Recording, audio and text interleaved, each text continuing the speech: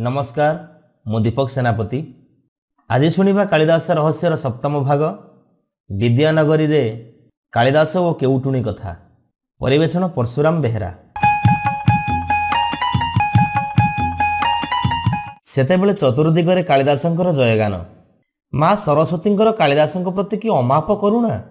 आजन्म जे मूर्ख कालिदास से पुणी श्रेष्ठ पंडित, किंतु कालिदासंकु माँ सरस्वती प्रथमरु अभिशाप देइथिले सबुठारे जयलाभ करी विद्यानगरी ठारे पराजय वरण करिवे। सतकु सत ताहा ही घटिबार दिन आसिला। कालिदास समस्त देश विदेश पांडित्य प्रदर्शन करी जश अर्जन करिसंती। सारा भारत वर्षरे पांडित्यपणरे जयलाभ करिथिबा कालिदास जाई काशीधाम रे पहुंचिले। पुरातन विद्यानगरीर नाम वर्तमान काशीधाम। पहुंची तो गले, हेले से सेठी रहिबे कौठी एपरी भावरे चिंता करी कालिदास शेषरे खंडिए छोटिया कुड़िया घरर संधान नहीं से सेई घरे ही रहिले। तांकर इच्छा हैला बाहरे जाई टिके बुली आसीबा, मनटा टिके शांत हेई जिवो। कालिदास बेस खुशी मनरे बुलुथांती। हठात तांकर आखि आगरे एक सुंदरी केउटुणीर दर्शन हैला। खाली सेतिकी नुहे, कालिदास देखिले से केउटुणी दिटा बड़ बड़ शेउल माछकू बिकिबा पई सीरारे धरी बसिची। पंडित रसिकपणरे क्षणके माछ प्रति लालसा रखी केउटुणी निकटकू जाई माछर मूल्यायन करी कहिले, ये माछ दुईटी को तौली दियो। केउटुणी मनरे आनंद। एते बेल जाए एपरी दीटा बड़ बड़ माछकू नबा पई केही जणे गराखी ता आखि आगुकू आसु नथिले। एबे खुशी मनरे माछ दीटी को ओजन करी देई केउटुणी तार दुईटी शेउल माछर मूल्य मागिला। सत कहले आगुरु कालिदास जानिथिले जे अंटारे तांकर पैसा नाही। केवल अभिनयर सहित निजर अंटा कांदीर समस्त स्थान को अंडाली सारी कहले, आहा मु कौन कली, दुईटी जाक शेउल माछ को मूल करी देई पैसा तक तो घरे छाड़ी दे आसिली।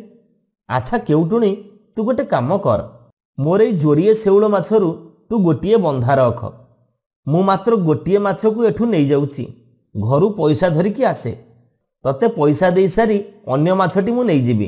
विश्वास रे माछटी तते छाड़ी दे जाउची सिना, हेले तू पळई जीवुनी तो। केउटुणीटी सहजेत स्त्री लोक, सात कथारे सती भूलंती। कालिदासंकर असल कथा को से जानि न पारी विश्वास रे से ताही कला। या परे कालिदास माछ घेनी चली गले। सेते बेलकू कालिदासंकु अपेक्षा करी करी केउटुणी हताश हेलानी। से मन दुखरे बसी थाए। एई समय केउट आसी पहुंचिला। सबु कथा सुनिला आउ केउटुणी को बुझेई सुझेई कहिला, एथिरे मन दुख करिवार कौनसी कारण नाही, बरं तू रह, मु तांकु खोजी बाहर करूची। विद्यानगरी रे कालिदास से रहुचंती एक छोट कुड़िया घरे। बहुत खोज खबर नहीं केउट जाई ठीक स्थान रे पहुंचिला। से जाई कालिदासंकु भेटी कहिला, पंडिते प्रणाम, मु आजी आपणकर अतिथि हेबी। कालिदास चाहुथिले माछ तो घेनी आसिले, माछर रंधारंधी बछा बछी कार्य से संपूर्ण अनभिज्ञ। तेणु मने मने भाविले जाहा हौ भल हैला, केउट अतिथि भाव में आश्रय पाइछि। बसिबा समय दुहींक मध्यरे नाना प्रकार आलोचना हेउछि। एहा मध्यरे दासे माछ कथाटाकू आलोचना को आनी कहिले, तमे माछ रांधि पारिबो? केउट कहिला, पारिबिनी काहींकी, आपण कहिले सिना। कालिदास कहिले, मु आउ कहिबी बा कोन, जहा करिवार कथा तमे कर। केउट कहिला, माछ रांधिबा आगरु प्रथम आग कथाटा छिड़ू। माछ रंधा सरिबा परे तमे झोल झोल खाइब ना फल फल खाइब? दासे तो महासियाणिया। केउटर कथा को से ठीक ठौरेई नेले। फल बोली माछ को बुझिले। माछ तरकारी रे झोल खाइबा लाभ कौन? एणु से कहिले, मु फल फल खाइबी, आउ तमे खाइब झोल झोल। तापरे केउट माछटी को बछा बछी करी धुआ धुई करी तरकारी आरंभ कला। एबे तरकारी कढ़ारे सिझीगला। एथर केउट कहिले, तरकारी को भल भावरे फुटेइबाकू हबो, तापरे जाई सिना तरकारीर स्वादटा चमत्कार हबो। एईपरी कही कालिदास को नाना प्रकार द्रव्य आनिबाकू कहूथांती। तरकारी बघरा सरीगला। केउट कहिला, पंडिते आपण फल फल खाइले परा। कालिदास खुशी हेई जाई कहिले, काहींकी नुह, तुम सहित जहा कथा हेइछि ताहा ही हबो। केउट कहिला, रंधा तो सरीगला पंडिते, एथर आपण फल नहीं जातु, ଆଉ ମୋର ଝୋଳ ଥାଉ। କାଳିଦାସ ଫଳ ନେବା ବେଳକୁ ଦେଖନ୍ତି ଯେ କେବଳ କଣ୍ଟା ଗୁଡ଼ା ରହିଛି, ଆଉ ମାଛ ଗୁଡ଼ାକ ସବୁ ଝୋଳରେ ମିଶିଯାଇଛି। ଏସବୁ ଦେଖି କାଳିଦାସ ଅବାକ ହେଇଗଲେ। ତେବେ ଦୁହେଁ ଖାଇ ବସିଲେ। କାଳିଦାସ କେବଳ ଭାତ ଆଉ କଣ୍ଟା ଚୁଚୁମି ଖାଉଥିବା ବେଳେ କେଉଟ କିନ୍ତୁ ଝୋଳ ସହ ମାଛ ତକ ମହା ଆନନ୍ଦରେ ଖାଉଥାଏ। ଏତିକି ବେଳେ ମନେ ମନେ କାଳିଦାସ ଭାବୁଥାନ୍ତି, ପ୍ରକୃତରେ ଇଏ ହେଉଛି ବିଦ୍ୟାନଗରୀ କାଶୀଧାମ। ଆଜି ମା ସରସ୍ୱତୀଙ୍କ ଅଭିଶାପ ସତ ହେଲା। ମାଙ୍କ ଅଭିଶାପ ଯୋଗରୁ ଆଜି ମୋତେ ଏଠାରେ ପରାଜୟ ବରଣ କରିବାକୁ ପଡ଼ିଲା। ଏହାପରେ କେଉଟ ତା ନିଜର ପରିଚୟ ଦେଇ କାଳିଦାସଙ୍କ ଠାରୁ ବିଦାୟ ନେଇ ଚାଲିଗଲା। ଏଇ କଥା ଦେଖି କାଳିଦାସ ମନେ ମନେ ଖୁବ୍ ଲଜ୍ଜିତ ହେଲେ।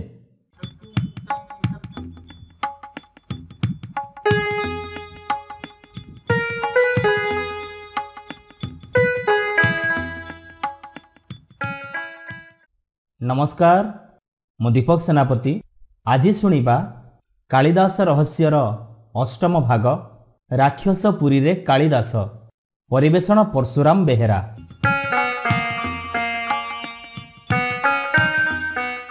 ଥରେ କାଳିଦାସ ଦେଶ ଭ୍ରମଣରେ ଯାଇ କମ୍ବୋଜ ରାଜ୍ୟର ରାଜଦରବାରରେ ପହଞ୍ଚିଲେ। କମ୍ବୋଜ ରାଜାଙ୍କୁ ତାଙ୍କର ପରିଚୟ ଦେଇ ଯଥାବିଧି ସମ୍ମାନ ଜଣାଇଲେ। ରାଜା ମଧ୍ୟ କାଳିଦାସଙ୍କ ପାଣ୍ଡିତ୍ୟ ବିଷୟରେ ଆଗରୁ ଶୁଣିଥିଲେ, ତେଣୁ ସେ କାଳିଦାସଙ୍କୁ ଯଥାରୀତି ସମ୍ମାନ ପ୍ରଦର୍ଶନ କଲେ। ଏହାପରେ ରାଜା ଆଉ କାଳିଦାସଙ୍କ ମଧ୍ୟରେ ଶାସ୍ତ୍ର ଆଲୋଚନା ହେଲା। କାଳିଦାସଙ୍କର ସାବଲୀଳ ରଚନା ଆଉ ଅସାଧାରଣ ପାଣ୍ଡିତ୍ୟ ବିଷୟରେ ସୂଚନା ପାଇ ରାଜା ଖୁବ୍ ଆନନ୍ଦିତ ହେଲେ। ପରିଶେଷରେ ରାଜା ତାଙ୍କ ନିଜ ପୁତ୍ରମାନଙ୍କର ଶିକ୍ଷକ ହେବା ପାଇଁ କାଳିଦାସଙ୍କୁ ଅନୁରୋଧ କଲେ। କାଳିଦାସ ରାଜାଙ୍କ କଥାରେ ସମ୍ମତି ଜଣାଇ ଶିକ୍ଷକତା ଆରମ୍ଭ କଲେ।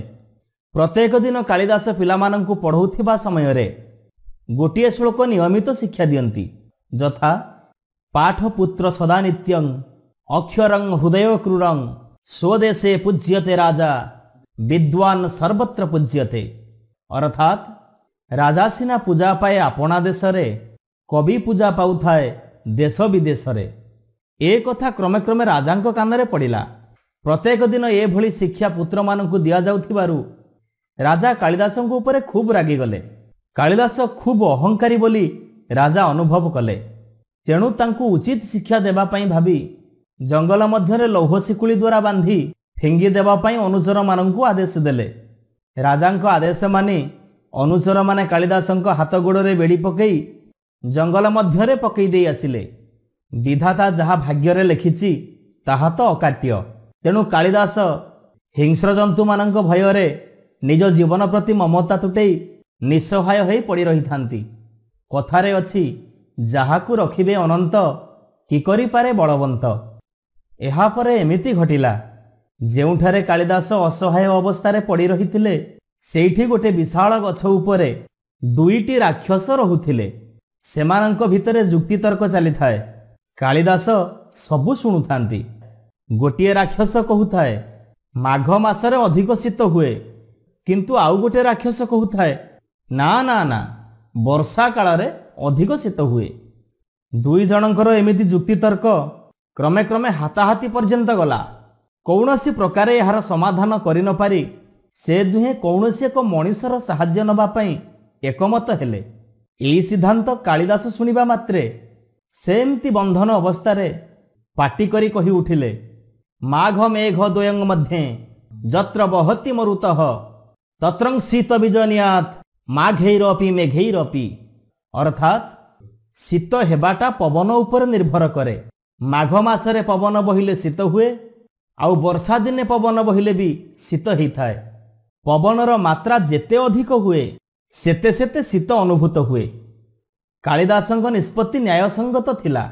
ଏ କଥା ଶୁଣୁ ଶୁଣୁ ରାକ୍ଷସ ଦି ଜଣ ଭାରି ଖୁସି ହେଇଗଲେ। ସେ ଆସି ଦେଖନ୍ତି କାଳିଦାସ ହାତ ଗୋଡ଼ ବନ୍ଧା ହେଇ ପଡ଼ିଛନ୍ତି। ସେଇ ରାକ୍ଷସ ଦି ଜଣ ତାଙ୍କୁ ସାଙ୍ଗେ ସାଙ୍ଗେ ବନ୍ଧନମୁକ୍ତ କରିଦେଲେ।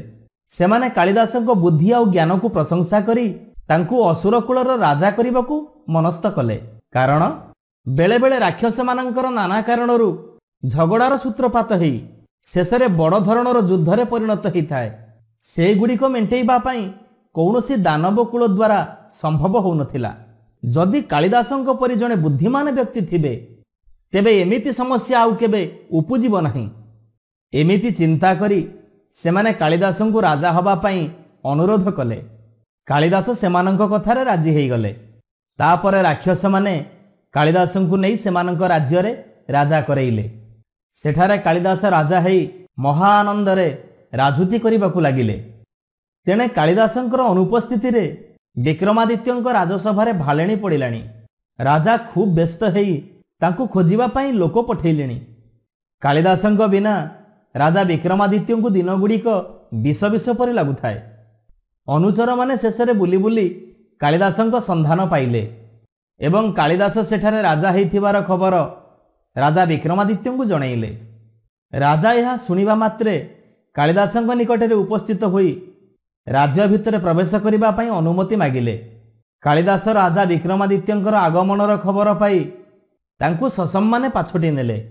आउ केतोटी दिन परे राजा विक्रमादित्य कालिदासंकु निज राज्यकु फेरई आनिले। कालिदासंक प्रत्यागमन रे राजा और प्रजा समस्ते खूब आनंदित हेले। दिने राजा कालिदासंकु पचारिले, पंडिते आपण दीर्घकाल भ्रमण कला परे की अभिज्ञता हासिल करिसेंती ताहा आमको अवगत करैले आमे संतुष्ट हबु। कालिदास कहिले, बने रणे शत्रु जलग्नि मध्ये महार्णवे पर्वतमस्तकेषु सुप्तं प्रमत विषमं स्थितवा रक्षति पुण्यानि पुरावृत्तानि। अर्थात निजर कृतपुण्य सदा सर्वदा मनीष को रक्षा करिथाए। बण रण शत्रु जल अग्नि सागर पर्वत शीर्ष भागरे जे कौनसी स्थान रे मनीष थिले मध्य तार विपद समय रे एपरिकी मत अवस्था रे पड़िथिले मध्य निजर कृतपुण्य ताकु सबु विपदरु उद्धार करिथाए। एई कथा सुनिबा परे राजा कहिले, आपण जहा कहिले ताहा तो पूर्वपुरुषंक कथा, तेणु से विषय रे आपण आमको न सुनेई आपणकर भ्रमण वृत्तांत आउ अभिज्ञता विषय रे सुनेई आमको आनंदित कर। एथर कालिदास निजर भ्रमण कथा सुनेइले। जेतेबेले कंबोज राजांकर गुणावली सहित तांको मूर्खतार कथा कालिदास वर्णना कले, से कथा सुनी राजा विक्रमादित्य क्रोधरे जर्जरित हो गले। जेउ कालिदास को से प्राण ठारू अधिक भल पाती सेई कालिदास को मूर्ख गर्वी अहंकारी कंबोज राजा एपरी अवस्था करिछि।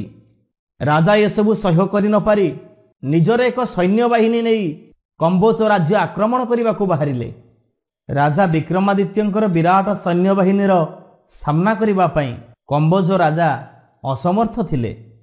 से बुझीगले जे एहा तांकर कुकर्मर फल, जेउ कारणरू ए सबु समस्या उपजिछि।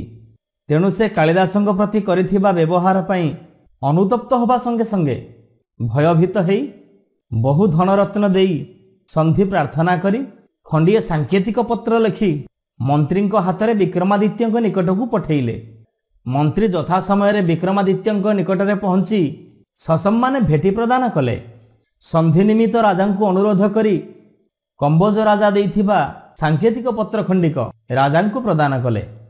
राजा विक्रमादित्य एथिरु किछि बुझी न पारि कालिदासंकु प्रदान कले। कालिदास ताहा पाठ कले। आष्ट हाटक कोटय मानवत मुक्ता फलानांग तुलाहा पंचाशत मधुगंध लुबुध मधुपैहि संशोभिता सिंदूराहा आस्वानां त्रिशत तथैव चतुरं पन्यंगनानांगतं श्रीमद विक्रम भूमि पात्र भवता श्री पांड्य राट प्रेक्षितम। कालिदास यार अर्थ कले। 8 कोटी स्वर्ण मुद्रा 93 कोटी मुक्ताहार 500 मधुगंधयुक्त हस्ती 300 घोटक एवं 400 नर्तकी महाराजा विक्रमादित्यंक संतोष निमंते प्रेरित करागला। सेई तालिका अनुजाई कंबोजर मंत्री राजांकु भेटी प्रदान कले। राजा विक्रमादित्य एथिरे संतुष्ट होई संधिपत्र रे स्वाक्षर कले। भेटी स्वरूप आसीथिबा समस्त धनरत्न कालिदासंकु प्रदान कले।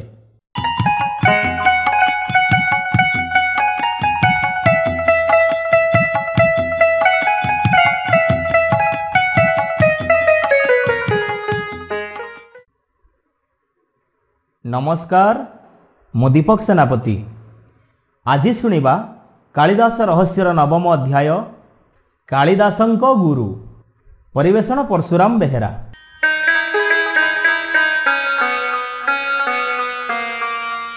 ସେତେବେଳେ କାଳିଦାସ ଭୋଜରାଜଙ୍କ ରାଜଦରବାରରେ ଅବସ୍ଥାନ କରୁଥାନ୍ତି। ରାଜା ଭୋଜଙ୍କ ସଭାରେ ବିଷ୍ଣୁ ଶର୍ମା ନାମରେ ଜଣେ ପଣ୍ଡିତ ଥାନ୍ତି, ଯିଏକି କାଳିଦାସଙ୍କୁ ଆଦୌ ଭଲ ପାଆନ୍ତିନି। ଦିନକୁ ଦିନ କାଳିଦାସଙ୍କର ସୁନାମ ବୃଦ୍ଧି ପାଇବା ଦେଖି ତାଙ୍କ ମନରେ ଖୁବ୍ ଈର୍ଷାଭାବ ଜାତ ହେଉଥାଏ। ଏଣୁ ସେ ସୁଯୋଗ ଖୋଜୁଥାନ୍ତି କେଉଁଦିନ କେମିତି ଥରେ କାଳିଦାସଙ୍କୁ ମୁଁ ଅପମାନିତ କରନ୍ତି, ଯାହାଫଳରେ କାଳିଦାସଙ୍କର ସୁଖ୍ୟାତିରେ କଳଙ୍କ ଲାଗନ୍ତା, ଆଉ ସେ ଅପମାନିତ ହେଇ ପୁନର୍ବାର ବିକ୍ରମାଦିତ୍ୟଙ୍କ ରାଜସଭାକୁ ଫେରିଯାଆନ୍ତେ। ଏମିତି ଦିନେ ଜଣେ ବ୍ରାହ୍ମଣ ବିଷ୍ଣୁ ଶର୍ମାଙ୍କୁ ସାକ୍ଷାତ କରି କହିଲେ, ଆଜ୍ଞା, ମୁଁ ଜଣେ ଖୁବ୍ ଗରିବ ଲୋକ।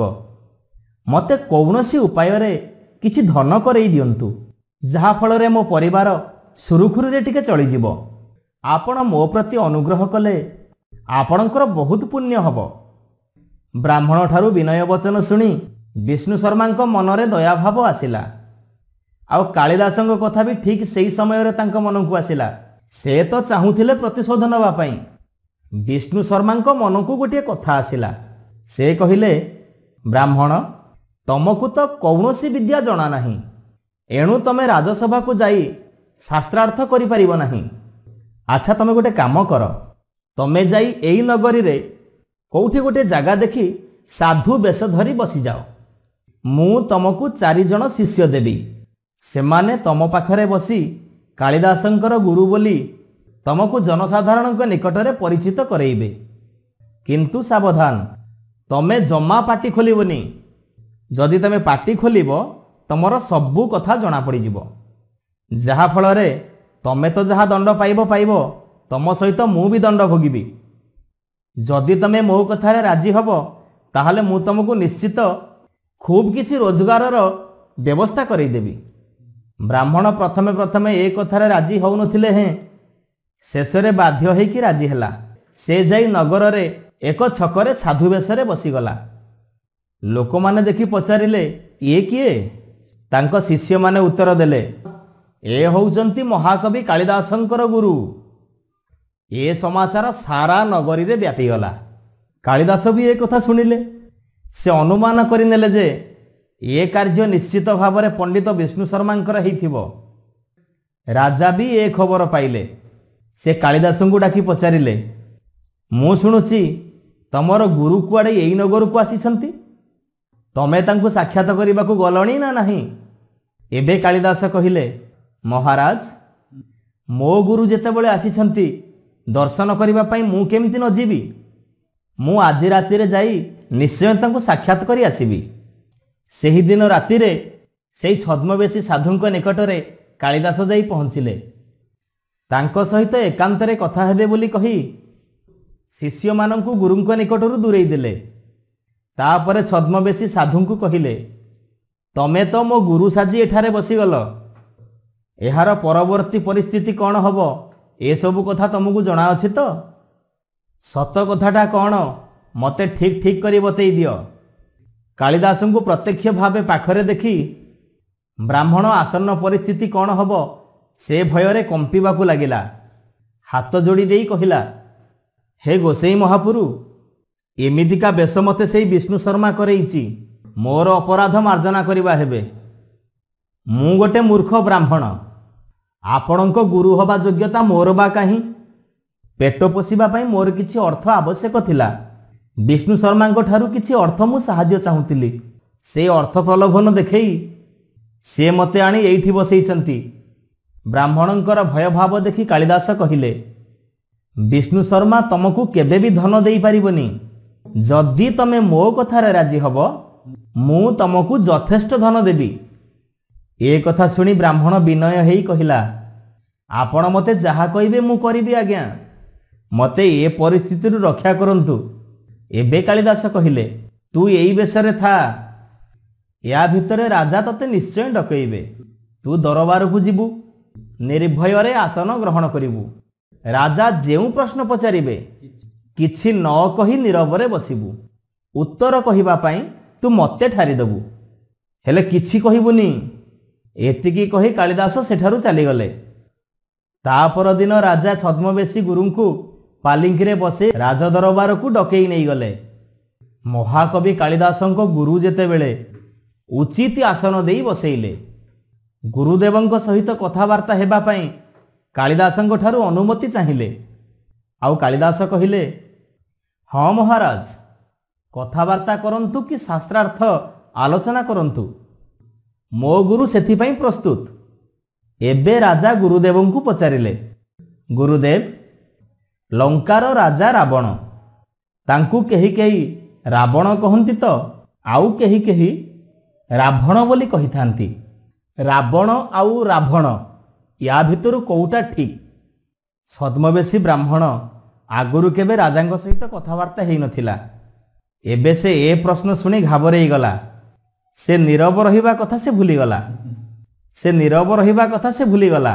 आउ चटापट कहिदेला, रावण। एहा सुनी सारा सभार लोक विस्मित ही गले। आउ मने मने हसिबाकू लागिले।